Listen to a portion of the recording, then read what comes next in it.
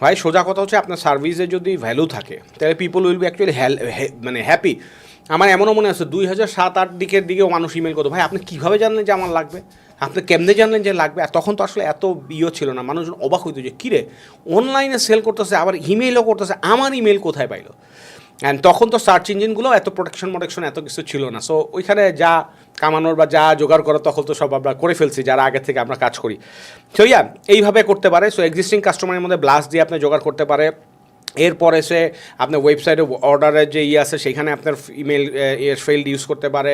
তারপরে আপনার এখানে আরেকটা জিনিস আছে, সেটা হচ্ছে যে আপনার যদি টেলিসেলস টিম থাকে আপনি ওনাকে বলতে পারেন যে স্যার আপনি আমাকে আপনার ইমেল অ্যাড্রেসটা যদি দেন, আমরা স্যার আপনার ইমেল অ্যাড্রেসে আমাদের অফারগুলো রেগুলার পাঠিয়ে দিতে পারবো। আপনি যদি টিম থাকে যে আপনি একটা কিছু কাস্টমারের সাথে আপনি ডেডিকেটেডলি থাকেন, সেইখান থেকে আপনি ইমেল অ্যাড্রেসগুলো কী করতে পারেন, কালেক্ট করতে পারেন। তারপরে আরেকটা বড় জিনিস আছে সেটা হচ্ছে কালেক্ট না করেও করা